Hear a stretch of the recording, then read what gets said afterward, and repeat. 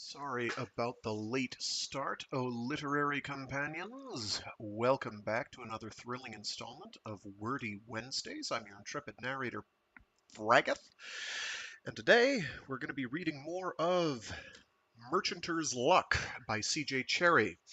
Um, because I got sidetracked, I may not be able to do the whole thing. Actually, as long as I'm done by 4 my time, it might not be an issue. It's just a matter of personal endurance. You know what? We're going to try to go for the whole thing, because otherwise it's, geez, I don't know, 30 pages either side, which means it'll be pretty short, but we'll see. Worst case scenario, we'll be done next week. Otherwise, we'll give it a whirl for this week. The only downside to not getting it done the only downside to getting it done this week is that A, I'll have to figure out what I'm doing for the next 2 weeks. 2 weeks or three? 3 weeks. That opens things up a bit. Um, I won't be able to get through 40,000 in Gehenna in that time, so I'm not even going to try. But I could probably do like some short stories of miscellaneous sorts. I got enough of them floating around. I might even be able to do some C.J. Cherryh short stories. She's got a couple of those. Anyway, so previously on Merchanter's Luck. Um, So, uh,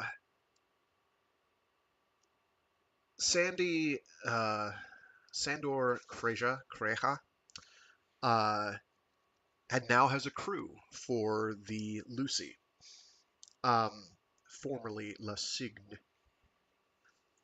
as in the Swan. Um, you know, big birds that go honk slash hiss. And they consist of Allison Reilly and her shift, basically her shiftmates, who are Curran. Oh no,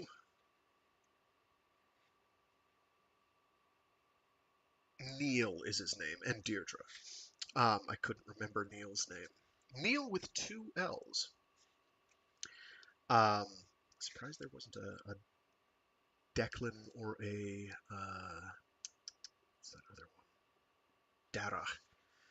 Uh, Dublin Again has a lot of. Strictly speaking, I should probably be doing everybody with everybody from Dublin Again with a slightly Irish accent, but I will get them confused. Let alone everybody else. So we basically leave it to Curran and a couple others noteworthies. What is going on out there? Don't worry about it. I'm not going to worry about it.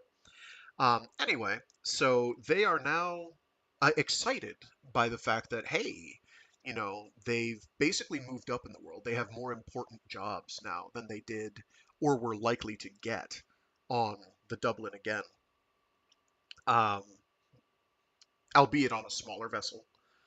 Um, but the downside is they're now on a boat with Sandy, and Sandy is acting very, very sketchy at the moment. Um, Partly because he's kind of sketchy, and partly because he is a very damaged individual. So he's sleeping on the couch near the actual cockpit or bridge. He's not letting people have access to the computer much because he keeps turning off the computer audio because it uses his brother's voice, and his brother's uploaded voice prompts, which will probably freak them out, though I sincerely doubt they could be any more freaked out than they already are. Um, Basically, they're worried, and from their perspective, with good reason. Something else that's worrying is he appears to have cut a deal, from their perspective, with Signe Mallory of Norway, and which means the cargo of goods they were going to be delivering is no longer what they're delivering. They're delivering other things that Mallory put on there.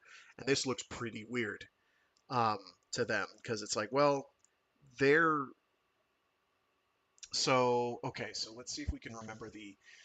So, the general face of things is Dublin, again, is a Union merchanter, a big Union merchanter cargo ship. Um, one of the names. Now, um, that doesn't mean they fought against or are inimical, inherently opposed to what the folks at Down Below and Pell are doing. Um, it just means that they're trying to get in on that business because there's some business to be had. There's trade to be done. Um, now, they probably know on one level that yes, Signe Mallory is now basically the armed militant wing, the armed forces of the Merchanters Alliance at this point, which is headquartered at Pell. But even then, she's a former Maziani, and our boy Sandy here, who's been going by Stevens to them, but now has told Allison that his real name is Sandor or Sandy. And, from their perspective, he's having conversations they're not privy to with a former Maziani and now taking their cargo. Maybe he's one himself. He seems pretty piratical. And the Maziani, their big claim to fame, the big impact they've had on people of their station in life in this setting is being pirates. We have there were references to this occurring in Down Below Station where they basically um, Shanghai a merchant or vessel and then just steal their cargo for themselves, not to sell but to actually use. Um, so this is kind of a going into a greater depth on how would the Maziani be perceived. Now, so Sandy has communicated with the Norway. Now, from his perspective, he's freaked out too because he doesn't trust the Maziani worth spit because they're the ones who killed his family. He doesn't know which ship specifically did it. He doesn't know that it's not the Norway. We don't either. Um, I can't remember off the top of my head. I think I know who it was, but I can't remember for sure right now. And even if I did, I wouldn't tell you because spoilers. So there. Anyway, so what we have here is a failure to communicate. um, Granted, even if he came out with like, "Hey, I'm severely damaged. So if things seem weird, it's because I'm damaged and my family got murdered." They know he said that his family got killed by pirates, but it seems weird nonetheless. Um, Even if he tells them that, they're still going to be like, well, if nothing else, they're going to pity him, and he's not happy about that either. So, we've got some pride in the mix. We've got a few other things going on. So, we've got a nice little cauldron going. It's starting to froth and bubble. And now they're trapped with him. So, it's time to stir.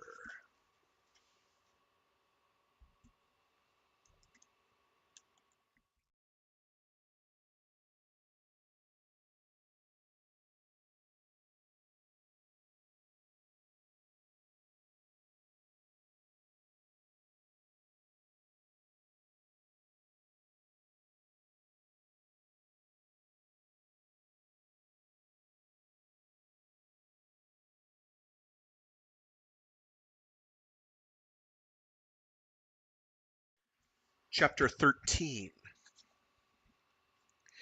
Lucy had gotten along, running stable under Otto. Sandor shut down comp and stared a moment at Scan, numb, the dread of the warship diminished now. It was not going to jump with them. It had no capacity to do that. Mallory herself was sitting still, watching. He could not imagine that much patience among the things they told of Mallory. He did not believe it. She was waiting for something, but it had nothing to do with him. He began to hope that she just wanted them out of her way. And if it was other Maziani she was hunting, if she expected other traffic. He got up, looked once and bleakly at the couch he had quit. There was a little time left in main night, but the effort to sleep was a struggle hardly worth it, lying there awake for most of the time, to sleep a few minutes and wake again. He had done that all the night. Nervousness, and no chance of tranking out. Not as things were. He headed for the showers, trusting the autopilot. A scandal to the Dubliners, he imagined that. They wore themselves out sitting watch, and he walked off and left it. There were things that wanted doing. Scrubbing and swabbing all over the ship, work less interesting to them, he was sure, but he began to think in the long term, a fleeting mode of thought that flickered through his reasonings and went out again. There was the loft. They had never done anything about the loft, he and Ross and Mitri. No need of the space. Lucy was full of empty space, and walking there, they just avoided it. Put it on extreme power save. The cold kept curious crew out. When he was alone on the ship, he had never gone past the galley. It was dead up there, until the Reillys started opening doors and violating seals. Opening up areas of himself in the process, like a surgery. He gathered his courage about it, the hour being morning. A man was in trouble who went to bed with panic and got up with it untransformed. He tried to look at it from other sides, think around the situation, if not through it. A little time, that was what he needed, to break the Reillys in and get himself used to them. But the comp. Ross, they wouldn't have given out all that money for no reason. No one's that rich that they can spill $500,000 because a few of their people take a fancy to sign off. $500,000 for a parting present. People don't throw away money like that. People aren't like that. Ross, I know what they want. I loved her, Ross, and I didn't see. I was afraid. Pell would have taken the ship, and what could I do? But they think I've sold her, and maybe I have. What do I do, Ross? The warm water of the shower hit his body, relaxed the muscles. He turned up the cold on purpose, shocked himself awake. But when he had gotten out, he had a case of the shivers, uncommonly violent. Too little food, he reasoned. Schedule upset. He reckoned on getting some of the concentrates. That was a way of eating without tasting it, getting some carbohydrates into his body and getting the shakes out. They had to make jump tomorrow mainday. He had to get himself strung back together. Mallory was not going to take excuses out there. Mallory wanted schedules, and schedules she got. He dressed, shaved, dried his hair, and went out into the corridor, back to the bridge. Curran was sitting against a counter, Neil and Deirdre with him. "I'm for breakfast," Sandor said. "I think we could leave her all right, just—" "Want to talk to you," Curran said. "Captain." He drew a deep breath, standing next to I can't flip pages fast enough. He drew a deep breath, standing next to the scan console. Leaned against it, too tired for this, but he nodded. "What?" "We want to ask you for the keys. There's a question of safety. We've all talked about it. We really have quite a bit of concern about it." "I've discussed that problem with Allison. I think we agree on it." "No, you don't agree. And we're asking you." "I'll take up the matter with her." "Are you sure there's no chance of our reasoning with you?" "I told you." "I think you'd better think again." "There are laws, Mr. Reilly, and they're on my side in this." He started away from the counter, to break it off. The others moved, cutting off his retreat. His eye picked Deirdre, the one he could go over, but there was no running. He turned about and looked at Curran. "You want to settle this the hard way? Let's clear the fragile area and talk about it." "Why don't we?" Curran got off his counter ledge and waved them all back, a retreat into the lounge area among the couches, but Sandor went for the corridor, toward the cabins, a slow retreat that drew all of them in that direction. Allison was in her cabin. He was sure of that, the way he measured his own frame and Curran's, and knew who was going to win this one, especially if Curran got help. He reached for the door switch, and Curran caught him up and knocked his hand aside. He landed one, a knee to the groin and a solid smash to the neck that knocked Curran double, a knee to the face, and Curran hit the wall as he spun about to seat a Neil. A blow at his leg staggered him, and Neil and Deirdre moved all at once as Curran tackled him from behind and weighed him down. He twisted, struck where he had a moment's leverage, over and over again, almost flung himself up, but a wrench at his hair jerked him hard onto his back, and they had him pinned. Out of it, Neil ordered someone. Out! He kept up the struggle, blind and wild, hunting any leverage, anything. Look out! A blow smashed across his jaw, for a moment absorbing all his wit, a deep black moment without organization. He knew they had his arms pinned, and his coordination was gone.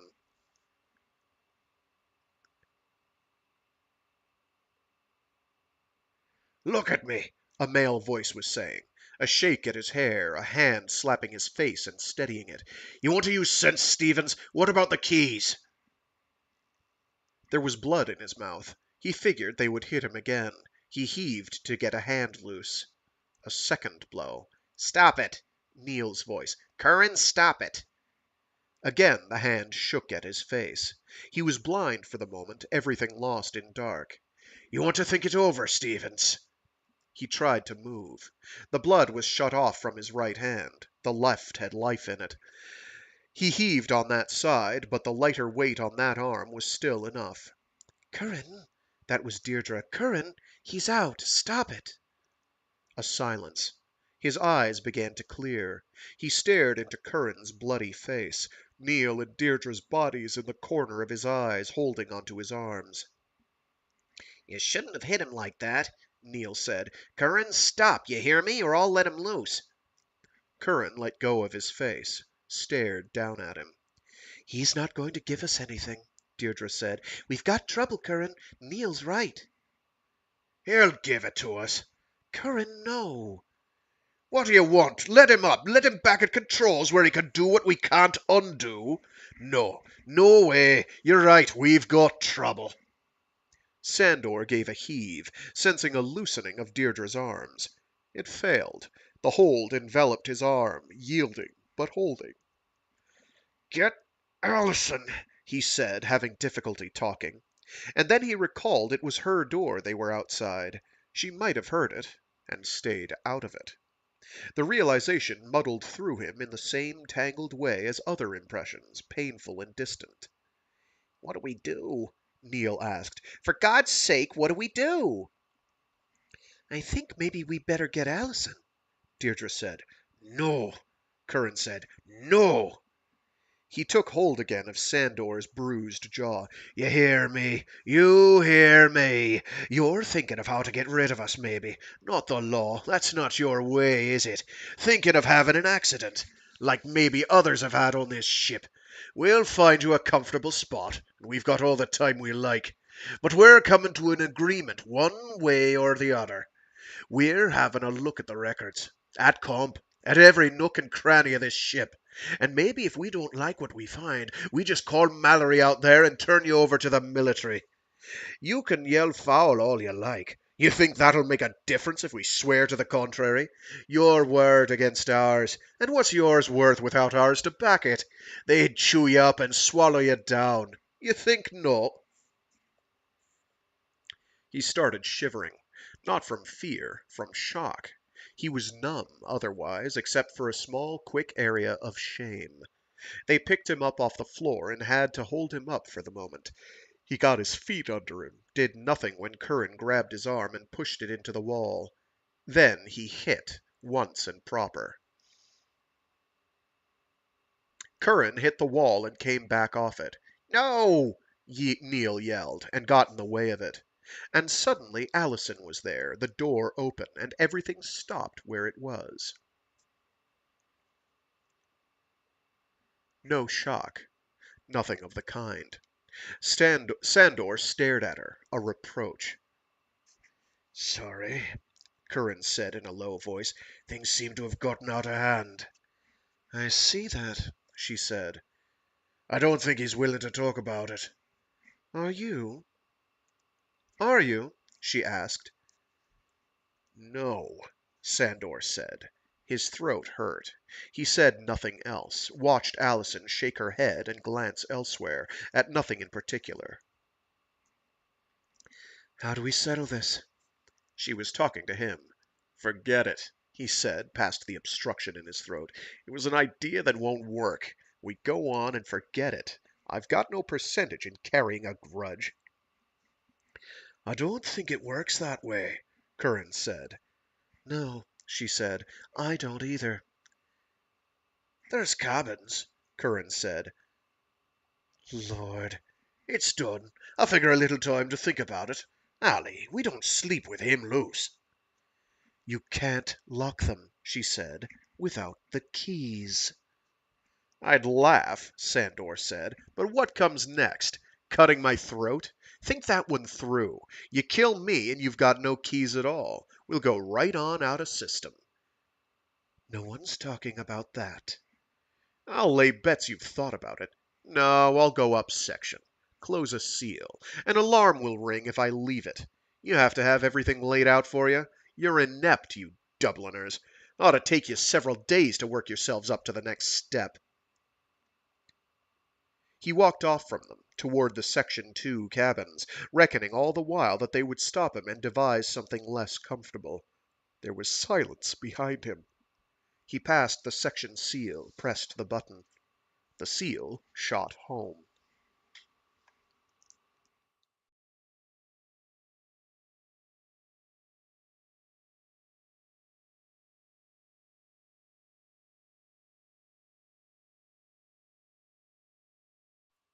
Allison sat down on the armrest of the number 2 cushion and looked at her cousins. At Curran, who sat on the arm of number 1, blotting at a cut lip. Neil and Deirdre rested against the central console, slumped down and very quiet. How? She asked. Curran shrugged, looked her in the eyes. It just got out of hand. When? Curran ducked his head.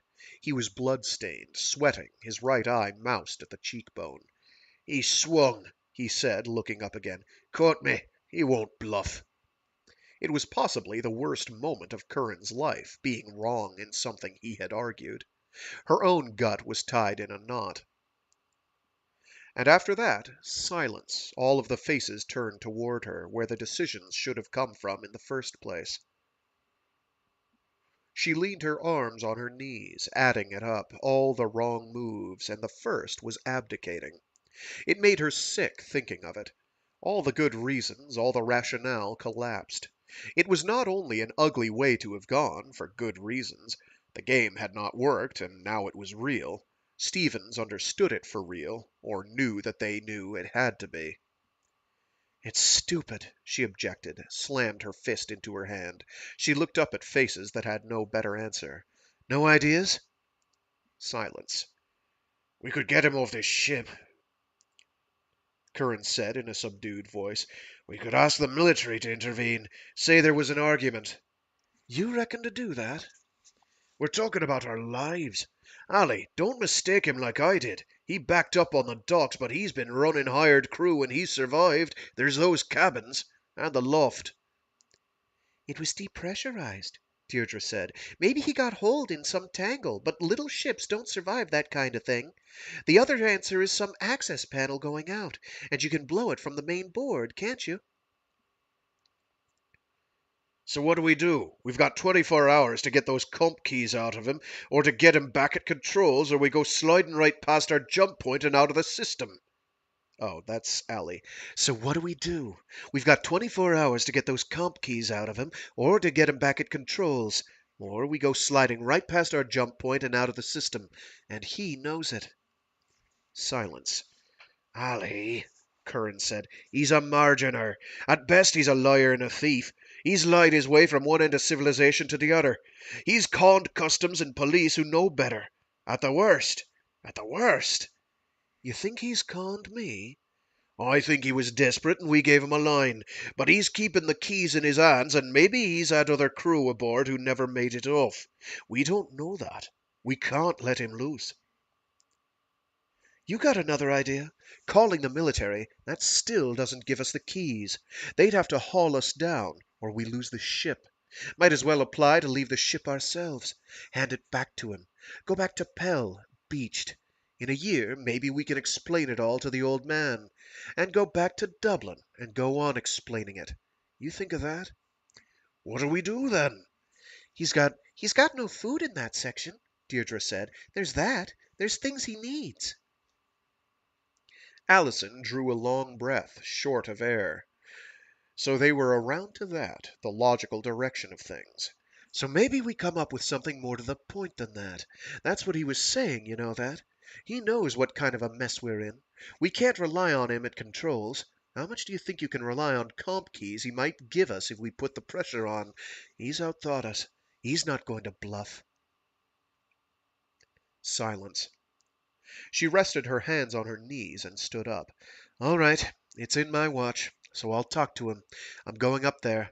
Ali! Allison! She frowned at Curran. You stay by com and monitor the situation. Only one way he's going to trust us halfway. A way to patch up things, at least. Make a gesture. Make him think we think we've straightened it out. God help us. She headed for the corridor, looked back at a trio of solemn faces. If you have to come after me, come quick. If he lays a hand on you, Curran said, I'll break it a finger at a time. Don't take chances. If it gets to that, settle it and call the military. She walked on, raw terror gathered in her stomach. Her knees had a distressing tendency to shake. There was no more chance of trusting him, only a chance to make him think they did. He was, she reckoned, too smart to kill her even if it crossed his mind. He would take any chance they gave him, come back to them, bide his time. She hoped to get them to Venture Station alive. That was what it came to now. And if they were lucky, there might be a strong military authority there.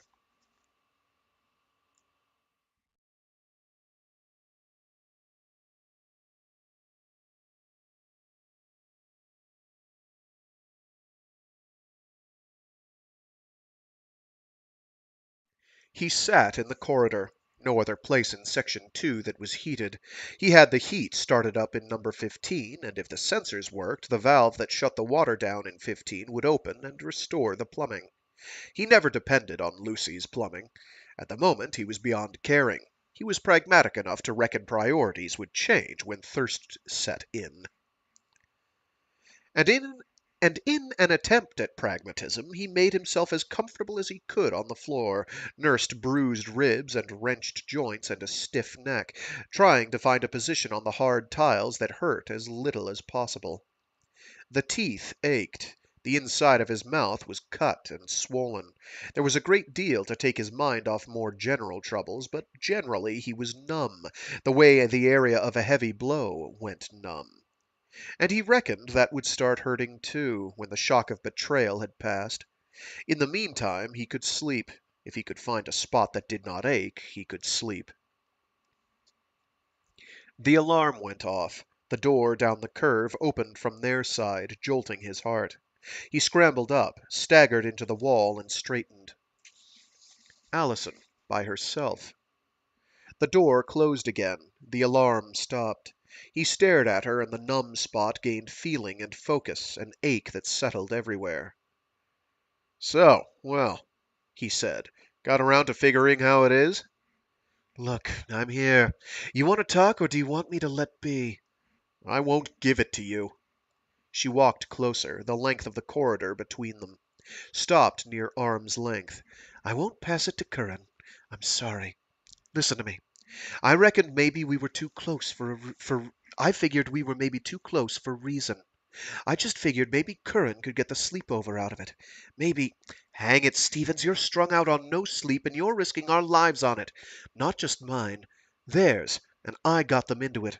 You don't trust them. Maybe not me. But I figured if you and Curran could sort it out, maybe it would all work. Then maybe if you got it straight with them, if all the heat blew out of it. Misfigured, did you? Don't be light with me. Say what you think. All I want.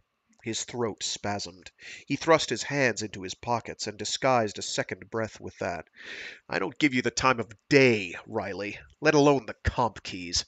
Now we can go on like this, and maybe you'll think of other clever ways to get at it. But you loaned me money. You didn't buy me out. You figure, what?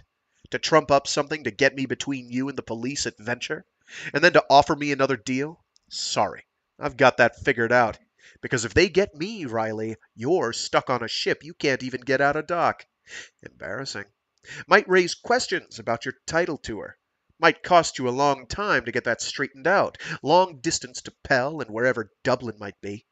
Not to mention, if they send me in for restruct, I'll spill what happened here, all in the little pieces of my mind. And there goes the Riley name. So refigure, Riley. Nothing you do that way's gonna work. You're crazy. You know that? You know, I really took precautions. I signed on drunks and docksiders and in-systemers, and I got through with all of them. I figured a big ship like Dublin might try to double deal me, but you're pirates, Riley. I never figured that. Mallory's out there hunting Maziani, and here's a ship full of them. Her face flushed. He had that satisfaction. You don't take that seriously, do you? I don't see a difference. Stevens, Sandor. The name's Sandor. I'm sorry for what happened. I told you why. I told you. Look, Curran thought you'd bluff. That was his thinking. Now he knows better. So do all of us. You want to come back to the bridge and sort this out? He ran that through his mind several ways, and none of it eased the ache. Stood there, obstinate, only to make it harder. Stevens, what's it take? Worried, are you? We're not even near the jump point. And what when we're across it? A replay?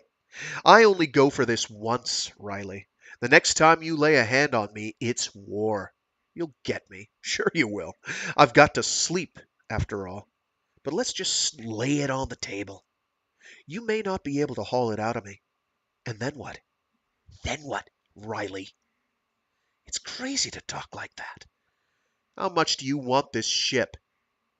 A lot, but not that way. I want us working with each other. I want our hands clean and all of us in one piece, not killed because you're still running a loaded ship like a margin cargo. You're blind crazy, Stevens. Sandor, you've got too many enemies in your own head. It doesn't work. You take it on my terms. That's all you've got. Up the ante, and that's still all you've got. All right, she said after a moment, stood there with a look in her eyes that seemed halfway earnest. She nodded toward the section seal. Let's go. He nodded, walked along with her. They're listening. They're listening, he said in a low voice. Aren't they? She looked at him, a sudden, disturbed glance. They reached the section seal, and she stopped and reached for the button. He was quicker, his hand covering it.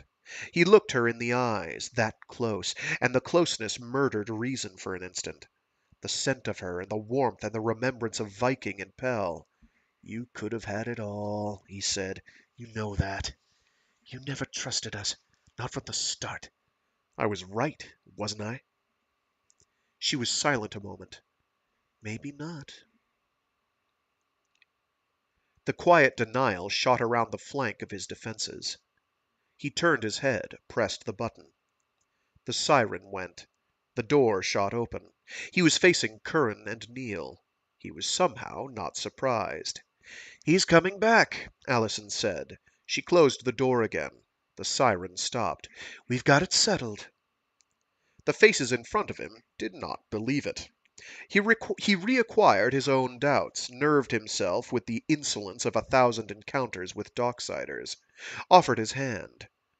Curran took it, a small shudder of hesitation in the move, a grip that spared bruised knuckles. But Curran's hand was in no better condition. Neil's next. Neil's earnest expression had a peculiar distress. Sorry, Neil said. He meant it, Sandor reckoned. One of them meant it. And knew it was all a sham. He felt a pang of sympathy for Neil, which was insane. Neil would be with the rest of them, and he never doubted it. Deirdre's on watch, is she? Yes. I'm going to have my breakfast and wash up, and I'll rest after that. Find myself a cabin and rest a few hours. You'll wake me if something comes up.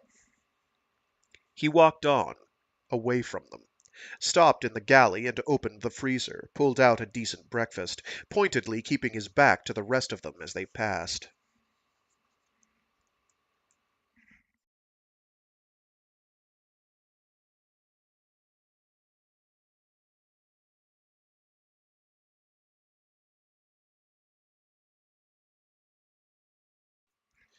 It was a quiet supper, hers with Curran.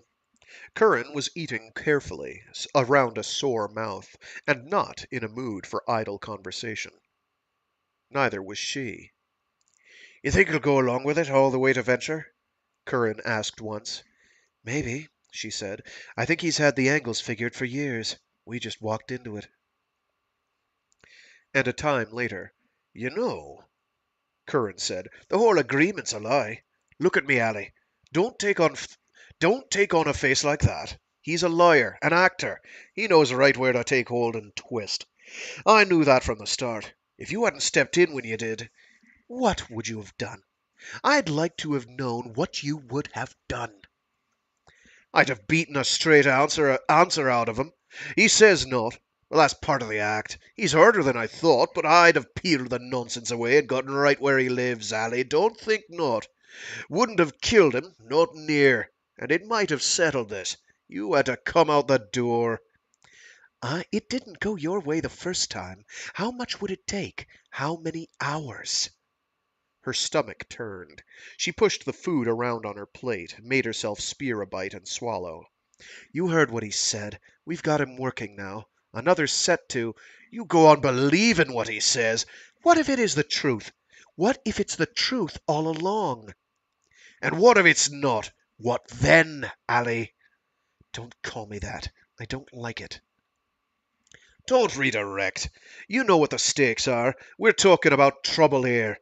You sit the number one. You've got to have the say in it. But you're thinking below the belt." "That's your assumption." "Don't tell me a male number one wouldn't have gotten us in this tangle." There we are. What if it were a woman and it were you calling the shots? Dare I guess? You'd take it all, wouldn't you? You think you would. But would you sleep sound in that company? No. You think it through. I'm not sleeping with him. And he even asked." "Maybe you should have." She was reaching for the cup. She slammed it down, spilling it. "You need your attitudes reworked, Mr. Reilly. You really do. Maybe we really need to figure the logic that carries all that. Let's discuss your sleepovers, Mr. Reilly. Or don't they have any bearing on your fitness to command?" His face went red. For a moment he said nothing at all. Then his eyes hooded and he leaned back. "Whoosh, what a tongue on you, Ally. Do you really want the details? I'll give you all you like." She smiled, a move of the lips, not the rest of her face. "Doubtless you would. No doubt at all. You had your try. And he knocked you flat, didn't he? So while we're discussing my personal involvement here, suppose we add that to the count. Is it just possible you have something personal at stake?" "All of that's aside. The question's not what we see, it's what Stevens is, and where we were, and where we are, and what we do about it." "And I'm telling you, it didn't work." "You stopped it. It's ugly. It's an ugly thing. I don't like it, but it would have settled it, and your way hasn't got us anywhere but back behind start. Way behind." She thought that over, and it was true. Where did we ever get off doing something like this? Where did we ever learn to think about things like this? "It's not us. It's the company you came up with." Suppose he told the truth. Suppose that for a minute. "I don't suppose it. You're back where you were, falling for a good act. And you think every customs agent and banker who ever believed him didn't think he looked sincere? Since Sears is stuck in trade, him with that fair blue-eyed innocence. She took a napkin, blotted the spilled coffee, wiped the bottom of the cup, and took a drink, and a second. So we go on, Curran said. Next jump, and him running it. What would you do? No more than I had to. She shook her head, got up and cleaned the plate and tossed the cup, put things in the washer. Allison, I'm not willing to risk my life on your maybe. She looked back at him.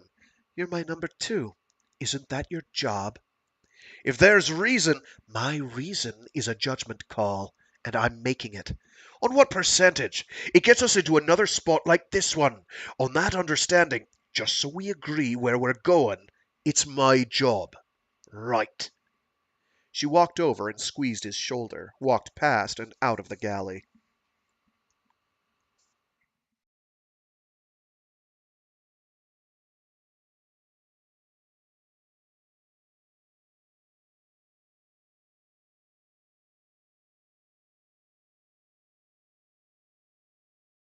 Chapter 14.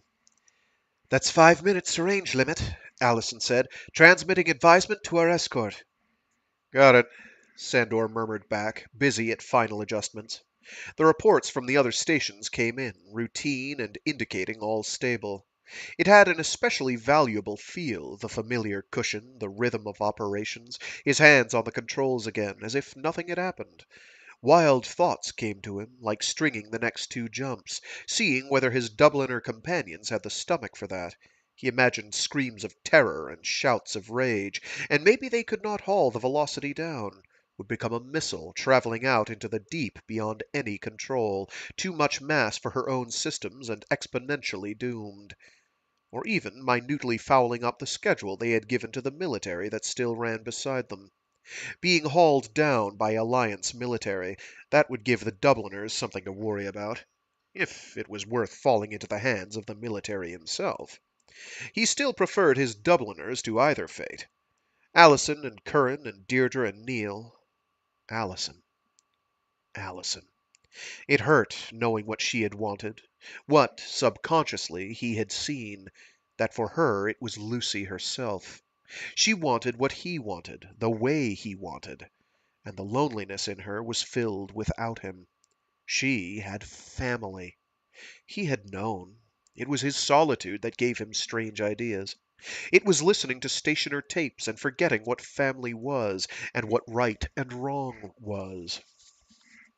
Forgetting Ross and Mitri and all the voyagers in the dark. Forgetting what Lucy contained, as if Dubliners could forget their own ways. He had had time in the hours shut in his cabin, in the cabin that had been Papa Lou's, amid the remnant of things that he and Ross and Mitri had not sealed away under the plates, taking everything that might have identified the Kreja name to customs. He had had time to reckon what had happened. He might have hated them. He reckoned that, but it was too tangled for hate. It was survival, and maybe it had started out as something better than that. He understood Allison, he reckoned. Generous sometimes, and where it touched her name, in her worthless. Oh, whoops, I skipped a line. He understood Allison, he reckoned. Generous sometimes, and where it touched her name, hard enough to cut glass. She would have. She would not have come to him in worthlessness, the way he would not have left Lucy and gone to her penniless. She came with her crewmates about her wealth, her substance in the account of things, and he could not blame her for that. Even, he had reckoned with more painful slowness, there was worth in Curran Reilly, if he could only discover what it was. He believed that because Allison believed it, and what Allison valued must be worth something. He took that on faith. There was worth in all of them. But he meant to break Curran Reilly's arm at next opportunity. And meanwhile he had come out of his cabin, nodded a pleasant good day, sat down at controls, and proceeded with jump prep as matter-of-factly as if he were only coming on watch. "Set it and retire?" he had asked of Allison, as blandly innocent a face as he knew how to wear, his customs agent manner. "Or shall I take her through?" "You'll take her," Allison had to say. There was no safe alternative, things being as they were with comp, and Curran's face, a twist of his head and a look in his direction, had the look of a man with a difficult mouthful going down. No word to him yet of warnings. Maybe they felt threats superfluous. They were. Data came to him on schedule, to screens, to his ear, quiet voices and businesslike. 2 minutes to mark. All stable. MD to screen 3, all on mark. Scan to 4. Norway's moving. His heart did a turn. The image came up on screen 4. Mallory was underway. Had been for some light-bound time. Message incoming, Neil said. Acknowledge? Put it through, he said.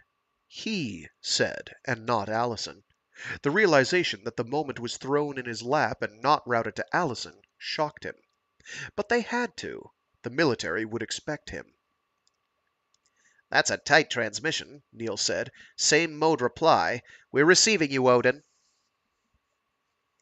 This is Odin Command, the answer came. Captain Mallory sends her compliments and advises you there are hazards in the Hinder Star zones. Wish you luck, Lucy. That was polite. The tone surprised him. He punched in his own mic. This is Stevens of Lucy. Do we expect escort at our next point? A silence. Location of Alliance ships is restricted information. Exercise due caution in contacts. Understood, Odin Command. On the number 4 screen, Norway was in decided motion, gathering speed with the distinctive Dopplered flickers of a military ship on scan. Odin's just braked, Curran said. Losing them on vid. Up on scan, Deirdre said, and that was so. The image was there, the gap between them widening. 24 seconds to mark, Allison said. Jump point minus 15 minutes, 20 seconds. He checked the belts, the presence of the trank on the counter. His eyes kept going back to that ominous and now closer presence coming up on them. Norway could lie off and make nothing of their days of passage when she woke up and decided to move. He tried to ignore that monumental fact, bristling with weapons, bearing down by increments. Scan was only guessing. He went about his private preparations as his crew had begun to do, settling in, being sure of comfort and safety for the jump to come. Minus 10 minutes, Allison murmured. Hang, what's Mallory up to? She won't crowd us, Sandor said. She's not crazy, whatever else. He put the trank in, began to glaze over. His concern for everything diminished.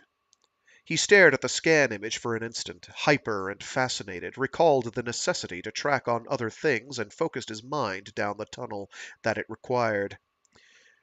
Take her through, he said to Allison, caught the roll of a dark eye in his direction. Suspicion. Question. Take her, he said again, as if nothing else had happened, as if it were only the next step in checking out his novice crew. Allison's face acquired that panic the situation deserved, one's first time handling jump.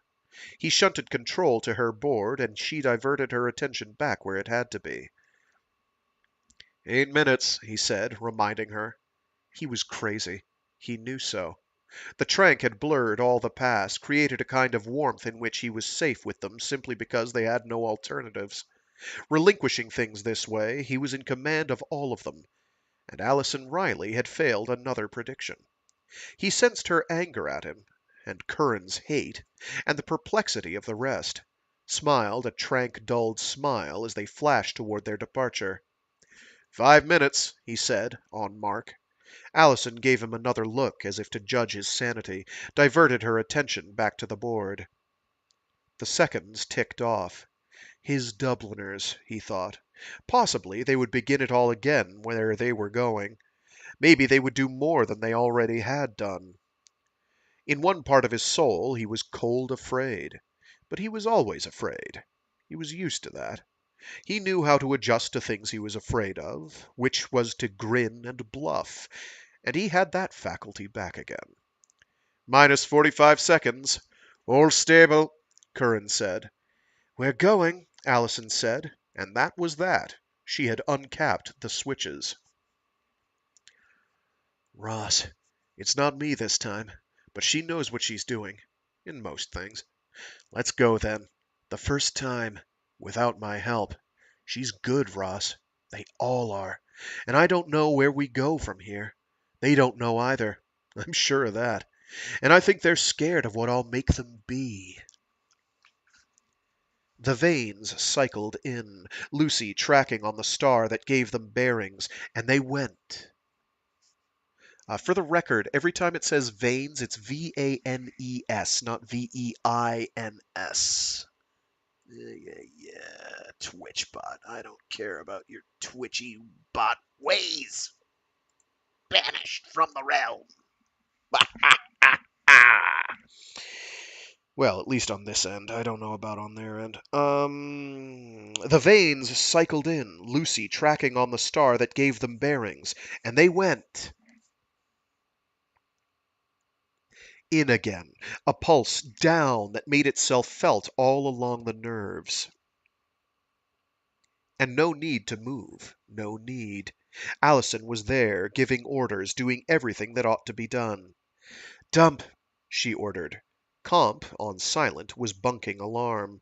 Sandor performed the operation, neat pulses which slipped them in and out of here and now, loaded as they were, shedding velocity into the interface, while the dark mass lent them its gravitation, pockmark in space-time sufficient to hold them. Friendly, dangerous point of mass. They made it in, making more speed than they had used at the last point. Allison's choice.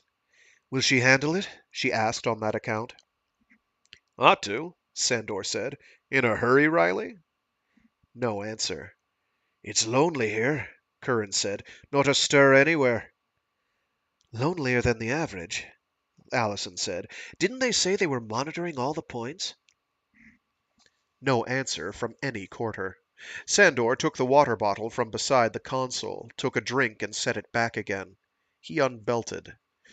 Going back to my quarters, he said. Good luck with her, Reilly. Alterday, watch to controls, Allison said. Change off at 1 hour. Maybe there was something she wanted to say. Maybe, he thought in a moment of hope, she had come to her senses. But there was nothing but fatigue in her face when she had gotten up from the controls. Fatigue and a flushed exhilaration, he understood. So she had gotten the ship through. That was something to her. He had forgotten the peculiar terror of a novice, had taken Lucy into jump for the first time when he was 14. Then he had been scared, and many a time since then.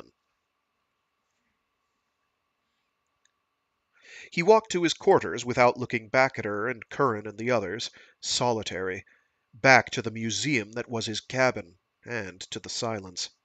He closed the door, keyed in on comp with the volume very low. Hello, Sandy, it said.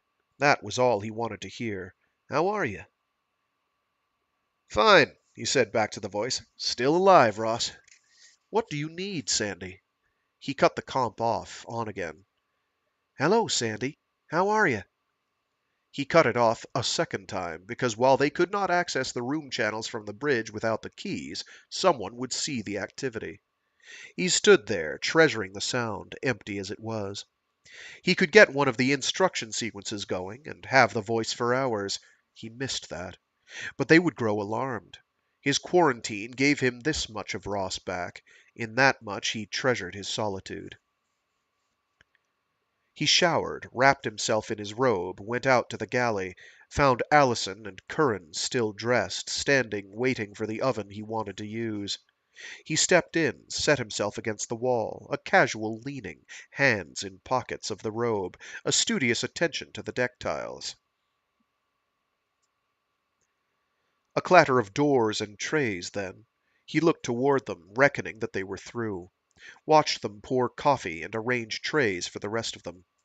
Here, Allison said to him. Want one? He passed an eye over them. 4 trays. I'll do my own, thanks. It's all right. Galley's yours. He nodded, went to the freezer, pulled an ordinary breakfast. His hands were shaking. They always did that if he was late getting food after a jump. Did the jump real well, he said to Allison, peace offering while she was gathering up the trays. Small courtesies had to be examined. She looked up, 2 of the trays in her hand, while Curran went out with the other 2. nodded then, deciding to be pleased. Better, she said, when I can do all of it. She had to throw that in. He nodded after the same fashion, not without the flash of a thought running through his mind that it was several days through the null point and that they might have something in mind. You'll be all right, he said, offering that too. She went her way. He cooked his breakfast, shivering and spilling things until he had gotten a spoonful of sugar into his stomach, and followed the nauseating spoonful with a chaser of hot coffee. That helped. The tremors were at least less frequent. The coffee began to warm his stomach. Real coffee. He had gotten used to the taste of it after the substitutes. The oven went off. He retrieved his breakfast, sat down, sole possessor of the galley and the table. It was a curious kind of truce. They retreated from him, as if they found his presence accusatory. And he went on owning his ship, in a solitude the greater for having a ship full of company. When? He kept wondering. And what next? They could go on forever in this war. He kept things courteous, which was safest for himself, and they knew that, and played the game, suspecting everything he did. He wandered back to the bridge when he was done. He had that much concern for the ship's whereabouts. The Dubliners sat on the benches at the rear, having the last of their coffee. A little looser than they had been, a little more like Kreja's had run the ship, because it was safe enough to sit back there with Lucy on auto. Not spit and polish enough for some captains, not regulation enough. There was a marginal hazard, enough to say that one chance out of a million could kill them all before they could react, like ambush. Unacceptable risk for Dublin Again, carrying 1,000 lives, with ample personnel for trading shifts. But here it was only reasonable. 4 Dubliner faces looked up at him, perhaps disconcerted to be caught at such dereliction. He nodded to them, went to the scan board, heard a stir behind him, knew someone was afoot. Nothing. Nothing out there. Only the point of mass, a lonely gas giant radiating away its last remnant of heat. A star that failed. A collection of planetoid moons that were on the charts and dead ahead as they bore, headed toward the nadir pole of the system. Nothing for Vid to pick up without careful searching. The emissions of the gas giant came through the dish. But no sign of anything living. No ship. That was nothing unusual at any null point. But Mallory had made a point of saying that the points were watched. He straightened and looked at the Dubliners. Curran and Allison on their feet, the others still seated, no less watching him. Got our course plotted outside the ring, he said quietly, missing everything on the charts. Old charts. You might keep that in mind, in case. You might come across with the keys, Curran said. He shrugged, walked the way he had come, ignoring all that passed among them. Stevens, Curran's voice pursued him. He looked back with his best innocence. No one moved. 36 hours, 22 minutes to mark, he said quietly. What do you think you'll find where we're going? A station Pell's size? Civilization? I'd be surprised. Do you want to start this over? Try it my way this time? No, Allison said after a moment. Partners. That's the way it works. Might, Reilly. If we go at it your way. This isn't Dublin. You don't get your way. You signed onto my ship, and my way is the way she runs. Majority vote wasn't in the papers. Cooperative wasn't. My way's it. That's the way it works. You sit down and figure out who's on the wrong side of the law. He walked off and left them then, went back to his own quarters, entertained for a little while the forlorn hope that they might in fact think about that, and come to terms. But he had not hoped much, and when no one came, he curled up and courted sleep. A suited figure tumbled through his vision, and that was himself, and that was Mitri. He opened his eyes again to drive that one away. But it rode his mind, that image that came back to him every time he thought of solitude. He shivered, recalling a boy's gut-deep fear and cowardice. Ross, He had called, sick and shaking. Ross, he's dead. He's dead. Get back in here. I can't handle the ship. Ross, I can't take her alone. Please come back. Ross! The feeling was back in his gut, as vivid as it had been. The sweating cowardice, the terror. He swore miserably to himself, knowing this particular dream, that when it latched onto his mind for the night, he would go on dreaming it until Lucy's skin seemed too thin to insulate him from the ghosts. He propped himself on his elbows in the dark, supported his head on his hands. Finally got up in the dark and turned up the light, hunting pen and paper. He wrote it down, the central key to comp, and put it in the drawer under the mirror, afraid of having it there, but after that he could turn out the lights and go back to bed. Mitri gave him peace then. He slept the night through, and waked, and fended his way past Deirdre and Neil at breakfast. In all, there was a quiet over all the ship, less of threat than of anger. And a great deal of the day he came and sat on the bridge, simply took a post and sat it, because it was safer that way, for the ship, for them. He took his blanket and his pillow that night and slept there, so that there was much less distance between himself and controls if something went wrong.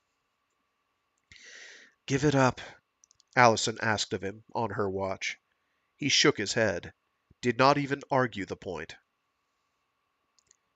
And Neil came to him, when they were -8 hours from Mark.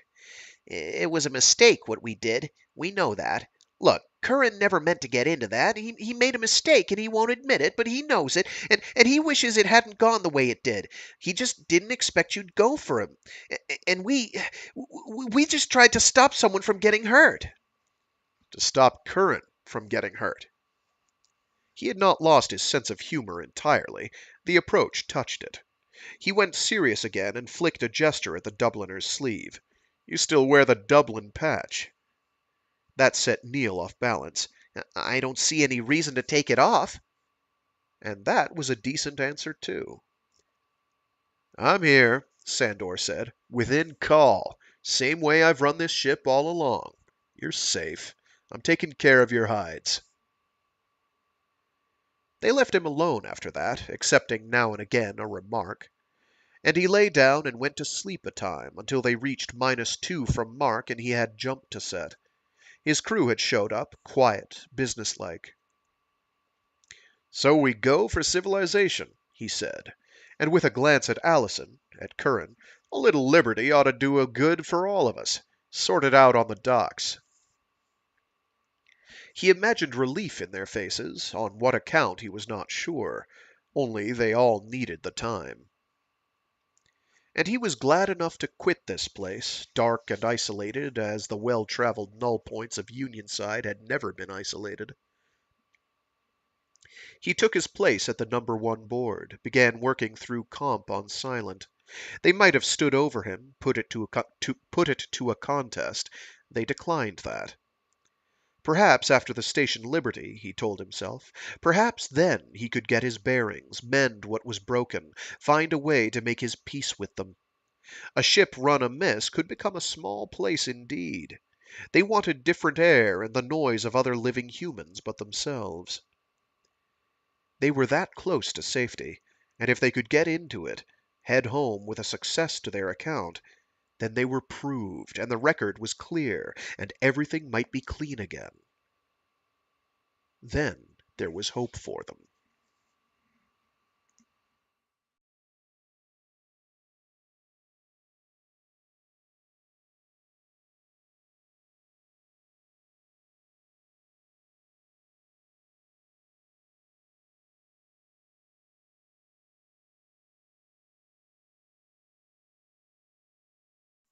Chapter 15. Venture System. A star with a gas giant companion and a clutter of debris belting it and the star. And a small, currently invisible station that had been the last way stop for Sol going outward. FTL had shut it down. Pell's world, down below. had undercut Sol's prices for biostuffs, closer, faster. A rush for new worlds had run past it. The company wars had cut it off for half a century. But there was a pulse now, a thin, thready pulse of activity. No buoy to assign them routing. They had been warned of that. Sandor dumped down to a sedate velocity closer to system plane than a loaded ship should, but there was no traffic. Lonely as a null point, Allison muttered beside him. If we didn't have a station signal. Never expected much here, Sandor said. It's old, after all. Real old. Calm silent, Neil said. Just noise. Makes me nervous, Curran muttered. No traffic, no buoy, no lanes. Can't run a station without lanes. They're going to get somebody colliding out here, running in the dark. I'm going after a sandwich, Sandor said. I'm coming back to controls with it. You stay put, Allison said. Neil, see to it for all of us. Anything. Make it fast. Neil slid out. Functions shunted. Comm and cargo to Deirdre, scan 1 and 2 to Curran. Allison kept to her sorting of images that got to number 1 screens, his filter on data that could come too fast and from confusing directions. Nothing was coming now, only the distant voice of station. We're coming up on their reply window, Curran said. Ready on that, Deirdre said. Neil came back, bearing an armful of sandwiches and sealed drink containers. Sandor opened his, wolfed down half of it, swallowed down the fruit juice, and capped it. The silence from station went on. No one said anything about it. No one said anything. Picking up something, Curran said suddenly. Lord, it's the military. It's moving like it. The image was at Sandor's screen instantly. Mallory, he surmised. Negative on that, Neil said. I don't get any Norway ID. I don't get any ID at all. Wonderful, Allison muttered. Size. Get on it. Get size on it. Sandor started lining up jump, reckoned their nearness to system center. Stand by. We're turning over. You'll get us killed. Whatever it is, we can't outrace it. Get me a calculation on that. He sent them into an axis roll, cut in the engines as drink containers went sailing, with a collection of plastic wrap, half a sandwich, and an unidentified tape cassette. Cargo stable, Deirdre reported, and he reached up through the drag that tended to pull his arm aside, kept on with the calculations. We can't do it, Allison said. We won't clear it, reckoning they'll fire. I've got the calculations for you. No word of contact. Nothing. He flicked glances at the scan image and Curran's current position estimate, saw number 3 screen pick up Allison's figures on plot. The intersection point flashed before the jump range. You hear me? Allison asked sharply. Stevens, we can't make it. They're going to overtake. They still don't have an ID pulse, Neil said. I don't get anything. They're going to overtake. What do you expect us to do? Sandor stopped the jump calculation while they hurtled on their way. His body was pressed back into the cushion, his pulse hammering in his ears, drowning out other sounds. Haul down! Allison shouted at him. Lord, haul down before they blow us! What do you think you're doing? His mind was blank, raw panic. Instinct said away. Common sense and calculation said it was not going to work. And excluding that, Stevens! Cut it! Curran shouted at him. Stevens, you'll kill us all! We can't win it! He looked up at the Dubliners. A difficult turning of his neck. Suit up. Here, I'll cut back. Allison, Deirdre, Neil, get below, suit up and hurry about it. Curran, I want you. The two of us, get that Dublin patch off. Move, hang you all! He cut the power back, buying them time and losing some. The Dubliners moved, all of them, nothing questioning, not with a warship accelerating in pursuit. They scattered and ran, crazily against the only remaining acceleration. Oh, whoops. They scattered and ran, crazily against the remaining acceleration. The lift worked, behind him. Only Curran stayed, zealously ripping at the patch. What's the score? Curran asked. Set up an ambush for them aboard? Nah. We're the only crew, you and I. You signed on at Pell, got thrown off Dublin. He reached to the board, put cabins 2, 4, and 5 on power save. Get up there and strip down their cabins. Shove everything into yours. Move it, man. Curran's face was blanched. He nodded then, scrambled for the corridor, staggering among the consoles. The gap was narrowing. No hail, even yet, no need of any. The ship chasing them knew, and they knew, and that was all that was needed. It all went in silence. The other posts were shut down, all functions to the main board now. We're suiting, Allison's voice came to him over calm, out of breath. I'm suited. Now what? Got all kinds of service shafts down here. Down there, pick one. Snug in and stay there, whatever happens. If they loot us and leave us, fine. If they take us off the ship, you stay put. No way. No way, that. You hear me.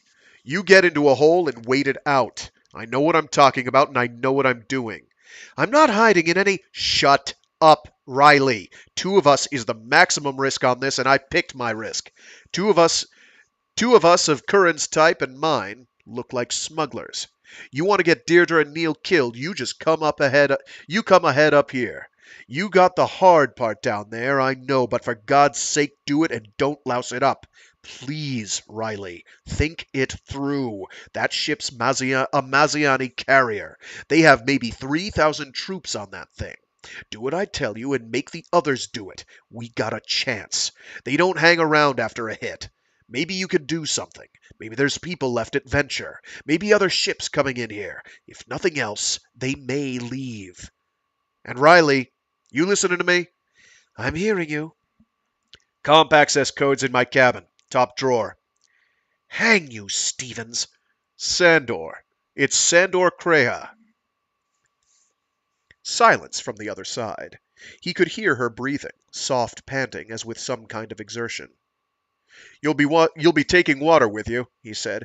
You don't use that suit oxygen unless you have to. You might have to last a day or so in there. Now shut that calm down and keep that flock of yours quiet, here? Got you. He cut the acceleration entirely. The stress cut out, and with equal suddenness his contact with Allison went out. He felt cold, worked his hands to bring the circulation back to them. He had it planned now, all of it, calm and reasoned. He looked up as Curran came back, out of breath and disheveled. Just talk to Allison, Sandor said. They're going into the service shafts and staying put. I gave her the comp code. You keep your mouth shut and swallow that temper. We're going to get boarded and we've got no choices. You're my number 2. You don't know anything. We've got a military cargo and we've run together since Viking. We're running contraband gold and we'd run anything else that paid. Curran nodded, no arrogance at all, but a plain, sober look that well enough reckoned what they were doing. So here's the good in the man, Sandor said to himself, in the strange quiet of the moment. He's got sense. He turned a look to the screens. The comm light was flashing. Belt in, he said to Curran. They're coming on.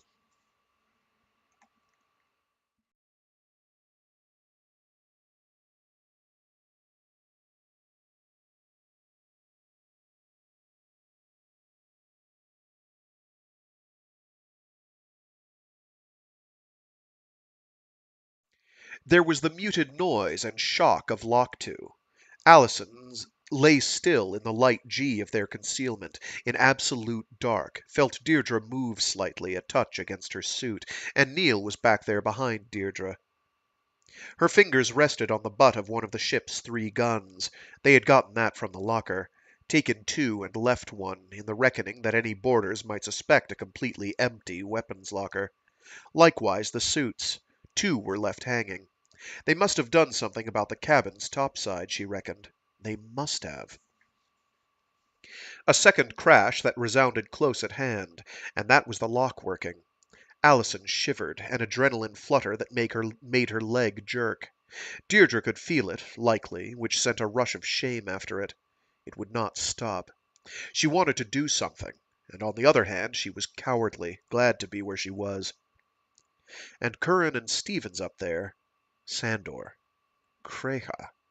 She chased the name through her mind, and it meant nothing to her, nothing she had known. Curran and Sandor.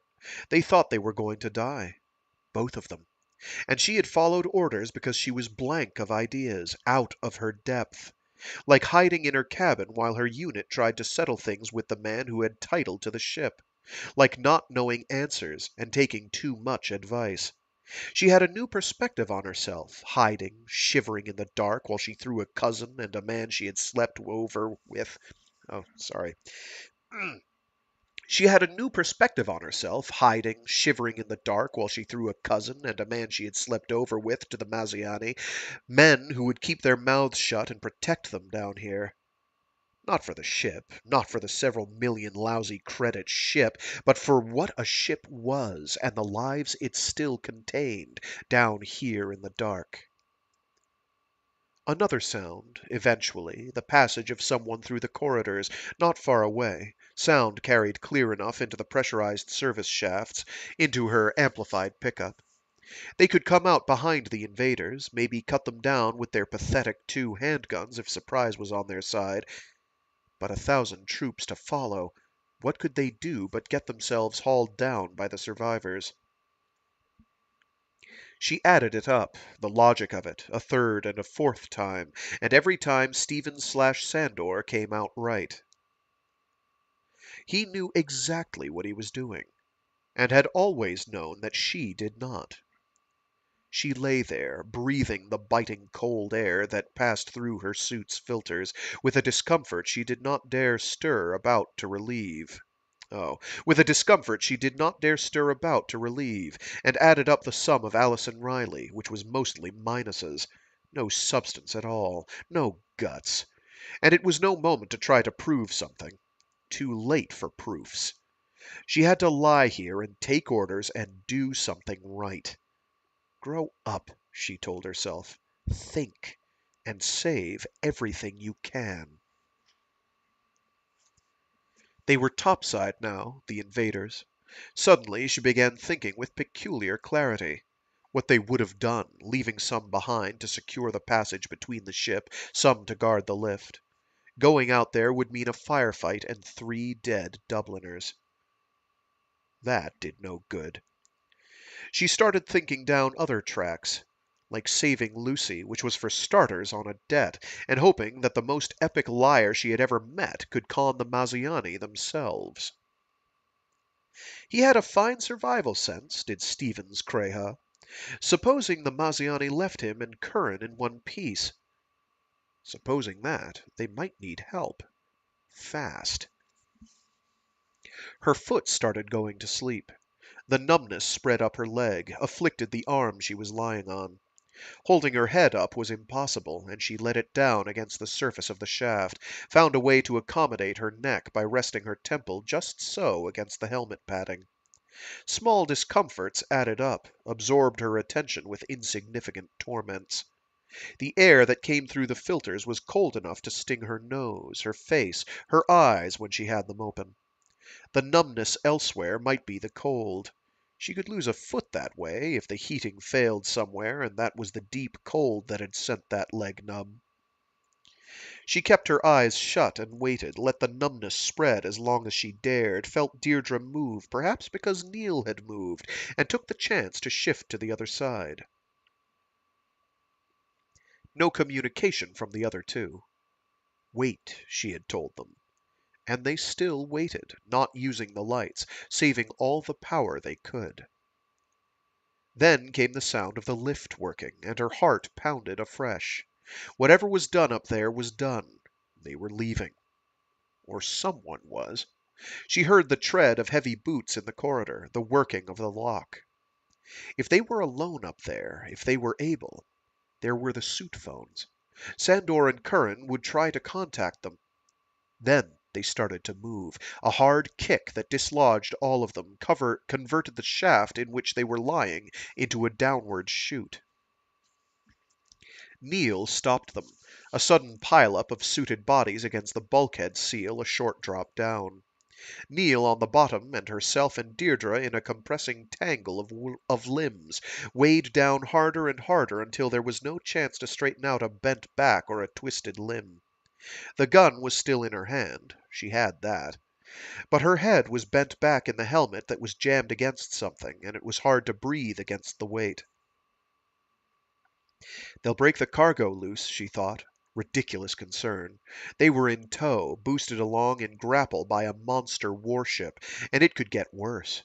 Maybe 4G, a thing like that might pull an easy 10. Maybe more with its internal compensations. Her mind filled with inanities, and all the while she felt for hands. Deirdre's caught hers and squeezed. She knew Deirdre's light grip. And Neil. She could not tell which limbs were his or whether he was unconscious on the bottom of the heap. Oh, God, get a suit ripped in this cold and he was in trouble. She had picked their spot in the shaft with an eye to reorientation, but she had not reckoned on any such startup, had never in her life felt the like. Her pulse pounded in cramped extremities. A weight sat on her chest. It went on, and she grew patient in it, trying to reconcile herself to long misery.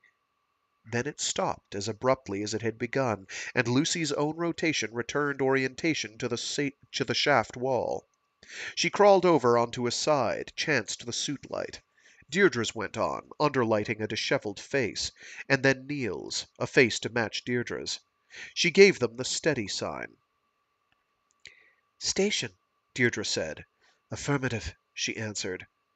This is them communicating in their sign language or whatever. As indicated by there being a...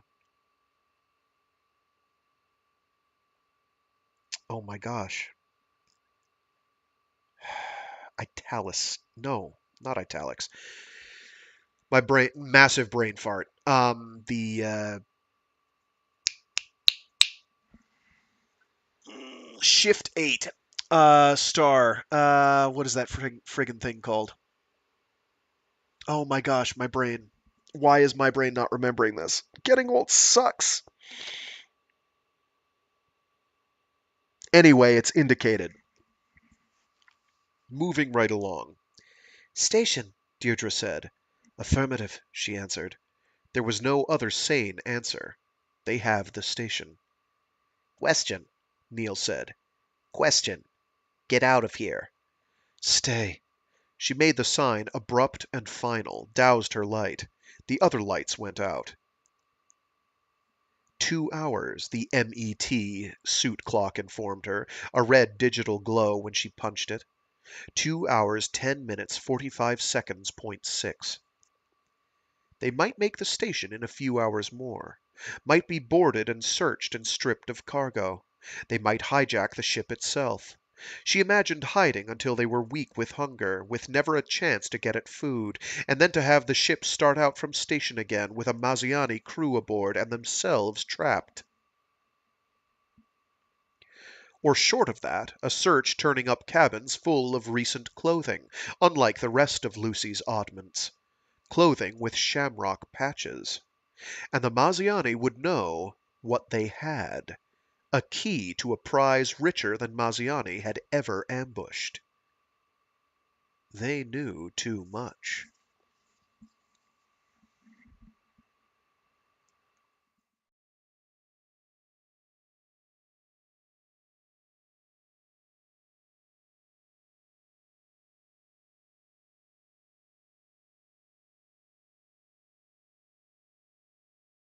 The armored troops moved about the bridge, looking over this and that, and the one unarmored officer sat the number 1 post, doing nothing, meddling with a great deal.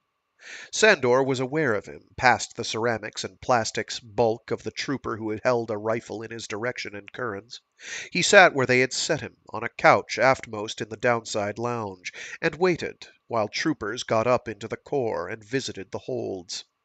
And all the while he kept thinking about the acceleration that had for a time pressed them all against the bulkhead, and how service shafts running fore and aft could become pits that could break bone.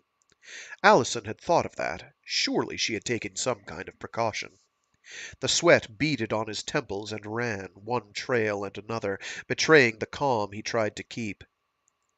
Australia, the stenciled letters on the armor of the man/woman who stood nearest, and a number meaningless to him.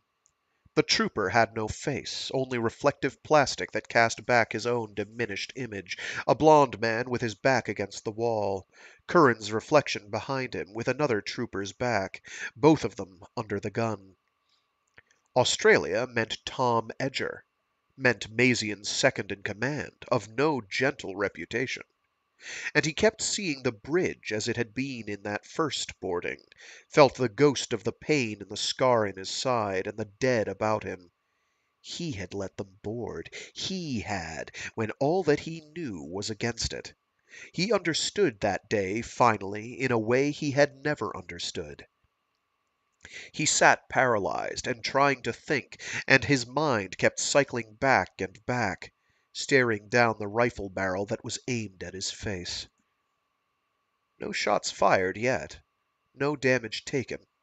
They were limpeted to the belly of a monster, frame to frame, and he had never appreciated the power in the giant carriers until he felt it slam a loaded freighter's mass along with its own into a multiple G acceleration.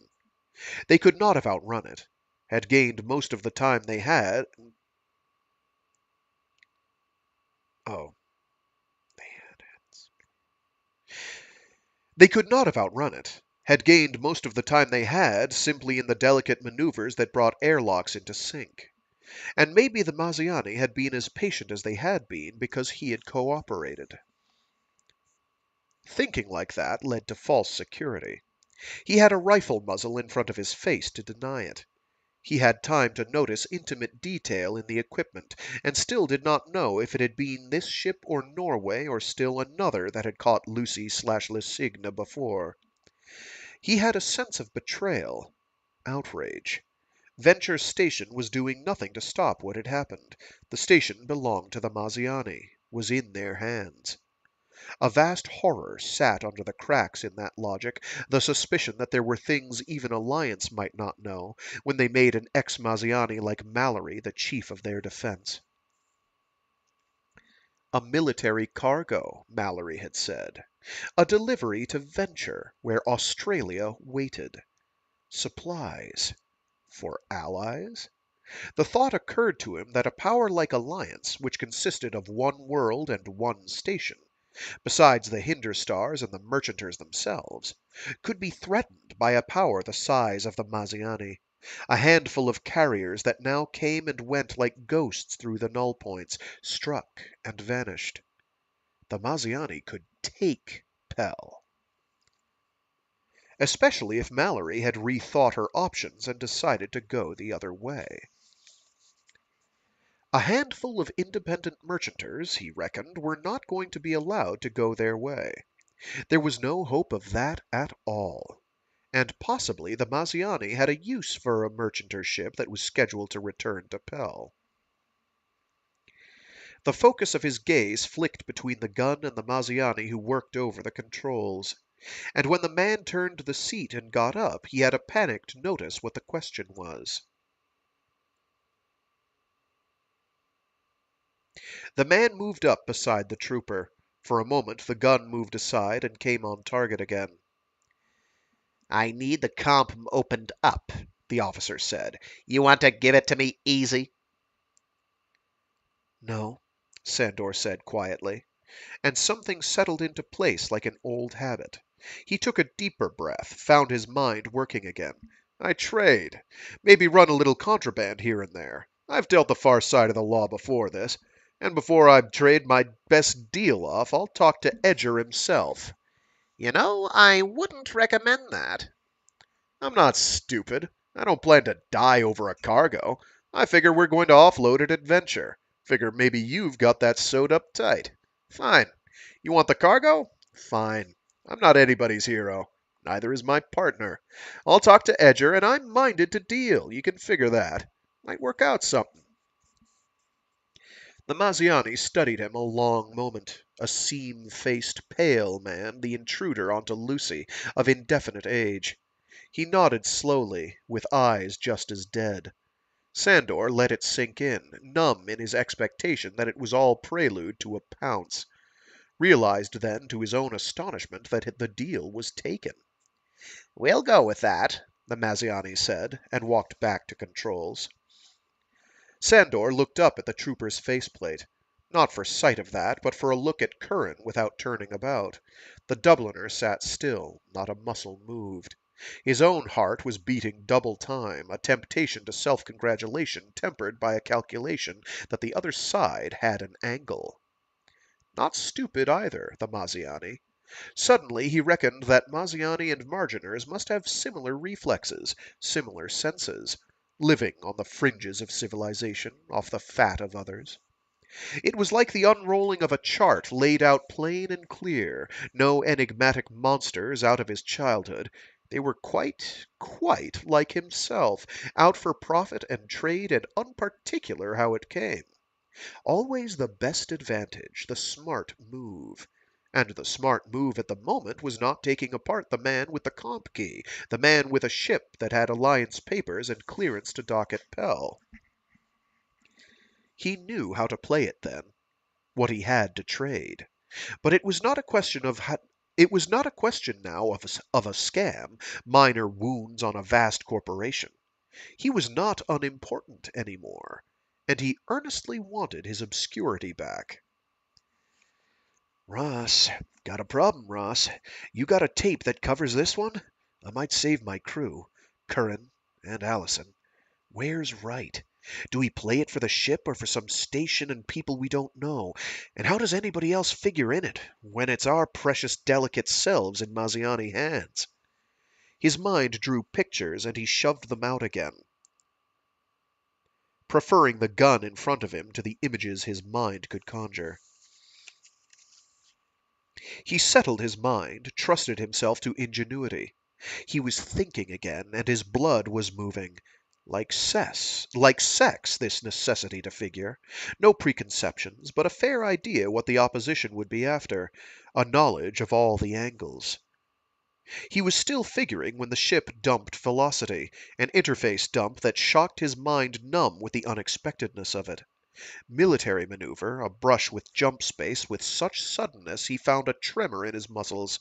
Curran swore softly, almost the first word Curran had spoken. Sandor looked that way, met the Dubliner's eyes that for once showed fright. No gesture between them, nothing. Curran was too smart for it. He had picked well, he thought, another matter of instinct. There was no soft center to Curran Reilly. What made them enemies made the Dubliner a good wall at his back. Not a flicker beyond that startlement. Which is interesting because that's pretty much what Allison said or thought about him. He's reliable. There's always going to be tension. You're always going to be coming up against each other, but he is consistent and he is reliable.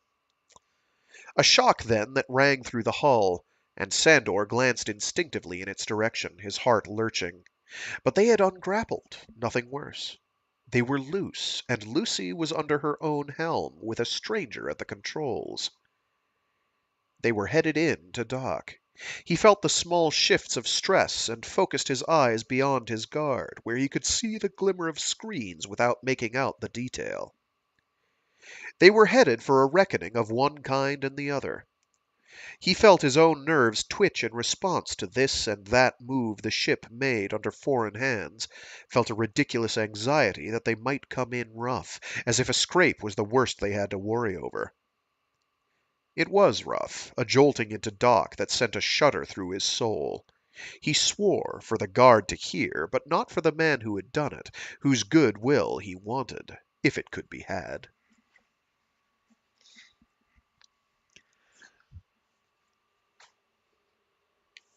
And I am, I think, going to have to call it there, regrettably. We will finish this next week. Um, uh, if this had been done like 20 minutes earlier, it would have been a-okay. But unfortunately, it is going to be pushing it as is. So we will finish this next week, which gives me a chance to use the last couple of the covers that I have for this. I've shown off all the good ones. There's one or two. I think there's one for one of the audiobook editions that I've got floating around, as well as one that looks like it's from a modern edition that I wasn't able to find a better image of. Anyway, really intense moment right now in the book where it's like, oh shit, there's a military vessel here. Oh shit, it's it's one of the Maziani. Oh shit, it's not Norway. And so Sandy and his reflexes are sending our our intrepid crew now into hiding, except for Curran, and he is figuring the angles, and he might be able to work something out. So this is a good one. It's a short one, but it's a really good one. It's definitely what it lacks in length, it makes up for in sheer pacing. And it never feels like it's missing anything. Like there's definitely like it'll skip some bits. Like it doesn't go into terrible detail about every single jump of the 3 that he had to do solo, but it does. It gives you enough of an idea that you have a solid conception of what's going on. Really brilliant writing, as ever, from the inestimable CJ Cherry. So this Friday we'll be doing more of Death's End. Um, I think that will be another short one. Um, 2 short ones, I think. We will see. And that just means that next week we'll finish that one as well. I think we're in pretty much the same spot with Lethal Heritage for next Monday. We might be able to do that in one, actually. We might be able to do that in one. Oh, that's got the epilogue as well. We'll see. Hopefully we can do that in one. How many pages is that? We should be able to get that done. Anyway, that's where we're at. Hopefully people enjoyed. Um, thanks to everyone who's tuned in. And yeah, have a good one. Stay safe, stay sane, be decent to each other as per the usual. And yeah, I thought there was something else I needed to make mention of, but I can't remember what it is, so it must not be very important, must it? No, no, nothing ringing any bells. Oh well, brain doing brain things. It's not an ampersand. What's the asterisk? Jesus. It comes to us late, so their sign language, their Dubliner sign language is denoted by by asterisks. Um, that was embarrassing. That only took me half an hour to remember. Um, as I'm fond of saying, getting old sucks. And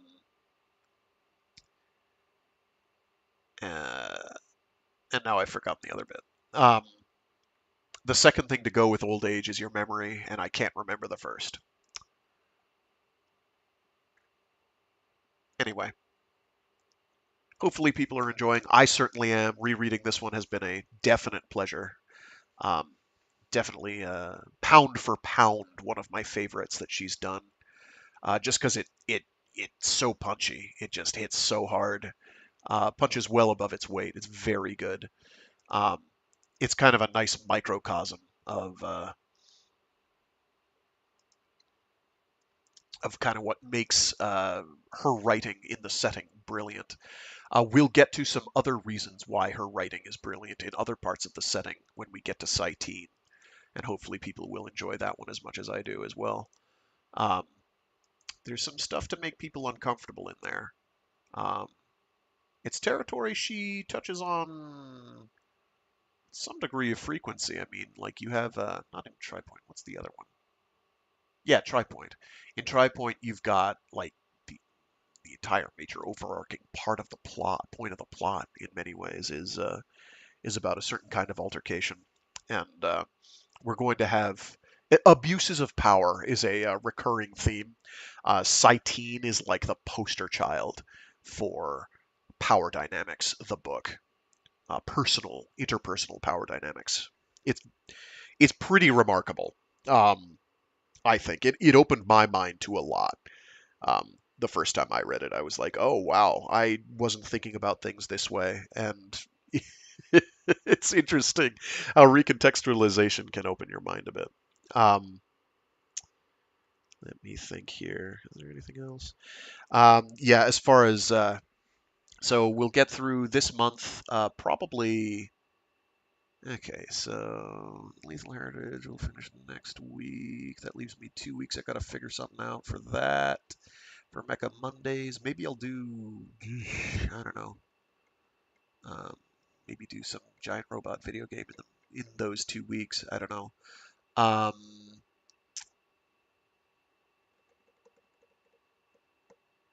be done that next week, done that next week.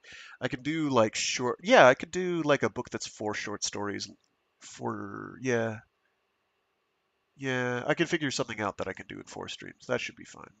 Yeah, yeah, yeah, man. I got plans, man. I just got to figure out what I'm going to actually read. Um, oh, one I could do, because it's a lot shorter than it looks. It's just not a very good book, though. It's called Reason to Be, um, and it's very recently published. It's a guy's first novel that I got when I was last year when I was at a place at a bookstore. I check out bookstores when I'm out and about. It's a thing I do. It's from a local author at that location, and it was like it comes dangerously close to having solid merit, and then it kind of just you know sort of misses the mark. It needed an editor fairly badly. Um, so if a person comes from Jupiter, say, or Jupiter is their home, what would you call them? Would you call them Jovians or would you call them Jupiterians? Um, I think most people would tell you that it's Jovians. This guy was not most people. Um, let's put it that way. Let's leave it at that. Oh, what I could do is oh, what's that Alastair Reynolds short story collection? I could do that. That one's pretty good. I can't do that in 4 installments though. That one's fairly hefty. Um, but it's good though. Or I could read some of the Peter Watts short stories that I haven't gotten to on stream. I can't remember which ones I've done, so I might have to take that one from the top. Whatever. We'll figure it out. We'll figure it out. So general broad strokes game plan at this point is once we're done with Death's End, we move on to by Bill Ransom and Frank Herbert, The Ascension Factor. For Wednesdays, I don't know. I kind of wanted to do Rim Runners and then 40,000 in Gehenna, because Rim Runners is also fairly punchy and gives kind of a somewhat different perspective. It's pretty similar, I feel, in many ways to it's kind of the opposite side of the coin actually from Merchanter's Luck. Um, it's fairly similar. You'll know what I mean when we get there. Um, we have a rather different protagonist character. One I'm quite fond of. They're pretty great. Uh, yeah, because I'm looking ahead mentally. Yeah, I think Rim Runners is safe, and then I can start 40,000 in Gehenna, and then we can do Citeen. Uh, CJ Cherry herself will tell you it is not mandatory reading to do 40,000 in Gehenna before Citeen. I'm doing it because it's the from in my opinion, it is the better place to do it. If I want to do it, it's useful to have. It provides some background in general and a sort of prep for some of the stuff that Citeen is going to flesh out in a huge way, while also having events and a sequence of events that is important to Citeen. as well as Cyteen's direct sequel, Regenesis. Um, Rim Runners will probably be like 4, maybe 5 installments. It's not terribly long. 40,000 at Gehenna is probably going to be like 6, so you're rolling ahead already to like, let's see, I'm not there then. 1, 2, 3, 4, 5. 1, 2, 3, 4, 5, 6. That gets us to like November. Um, Sometime in November, at which point we start Cyteen, and that's going to take forever. Like that's months. That's months to get through Cyteen. Cyteen is it's big. So suffice it to say, Wednesdays will be booked, unless I change the overall structure of how we're doing things, which maybe we do. Um, the Ascension factor, that's probably like 6 installments, maybe 8, 6 to 8 installments. So that'll be just the end of October or thereabouts. At which point, I'm not sure what I'm doing. Um, at which point, I will start probably doing whatever Halloween adjacent thing I was going to do. And I haven't decided what that's going to be. Um, Good odds it'll wind up being the William Hope Hodgson. The Night Land. Good odds on that. Because that one's pretty good. It's kind of a tough one to read, but it's good. Um, After that, I don't know. I had somebody pop into the Discord and specifically request culture novels by the man, the myth, the legend, Ian M. Banks. So that is a definite maybe. Um, One of the only reasons I'm hesitant to do that is I know those have audiobooks already that are probably better than I can do. It's one of the main reasons I'm probably never going to do Terry Pratchett, because I've listened to 1 or 2 of the audiobooks for those, and they're better than I'm going to do. Same thing for Dune, honestly. There's some brilliant full cast recordings for Dune that are just like, oh, well, I'm not even going to dip my toe into that one because that's beyond me. Um, Hitchhiker's Guide, I'm not going to do, probably. As much as I would love to. It's a crying shame because I adore Hitchhiker's Guide. I adore Terry Pratchett. I adore Dune. But the fact of the matter is, um, when Douglas Adams reads his own book aloud, like that's the canonical version. That's it. Period. Like I can do some fun stuff for that, and if enough people ask for it, I'll do it anyway. But otherwise, man, that's a tough one for me to top. Like I'm always going to be judging myself against that, and that's not fair, you know, because he knew what he was doing. He knew what he wanted. I think Terry Pratchett did some of his own, didn't he? If not all of them. Not all of them, probably. Some of the ones towards the end of his life, probably not. Anyway, uh, I know one I kind of want to do for giggles is a book called The Electric Church, um, by what's his name? Somers, Jeff Somers. Yes. Um, that's a series. That's part of a series. It's the first book in the series, um, and I would do that because it's a giggle. For me, so it's a cyberpunk thriller. Um, it's I don't know how long the series is. 1, 2, 3, 4, 5, 6 books long, maybe more, including side material. The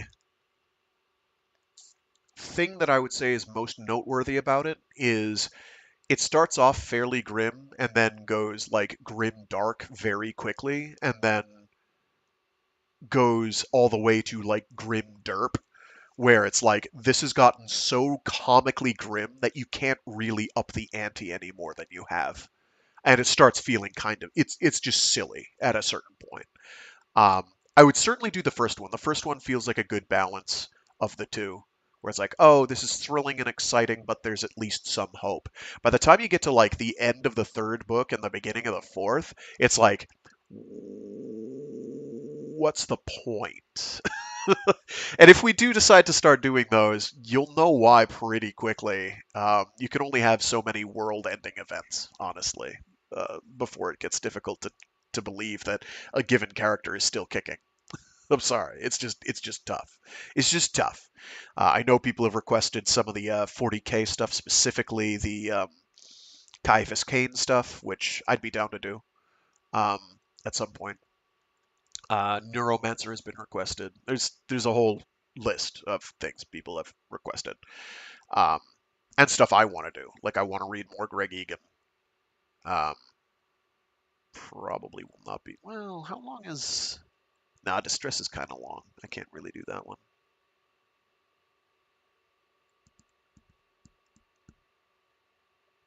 At the end of this month, I mean. Um, Suffice to say, we've got plenty of stuff. After I get done the Ascension Factor, I'm probably going to keep it play things fairly loose. I'm not going to commit to doing this trading off between two trilogies thing. It's just I like doing that. Because it removes all thought from having to do it. It's like, oh, I'm booked for the next 6 months. It's fine. We're good. We know what we're going to do. We're not going to fake it. Um, but at the same time, I kind of like the freedom that not doing that affords. Not that I won't do trilogies in future, but I'm not going to necessarily do them one after the other. And I'm not necessarily going to do them trading between two trilogies. Um, I'll do one book and then I'll do another one at some point, that sort of thing. And then so on and so forth.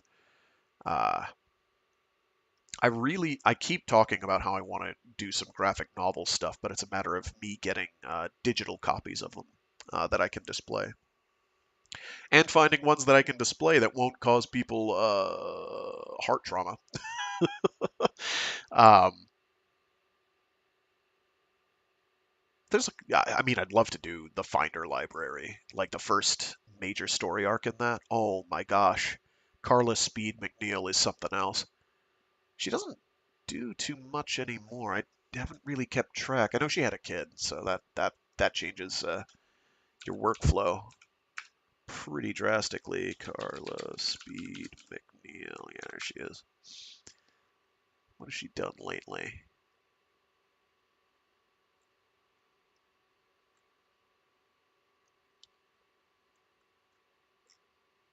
Okay, well, the Wikipedia page isn't terribly informative, but the most recent thing I'm seeing on there is like 2015, which is about right.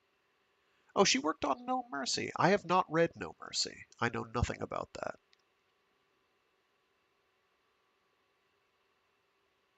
I don't see.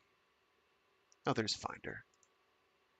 She might still be pumping out Finder stuff, which I hope she is. It's a brilliant setting. I adore that setting. It's a just excellent, excellent setting.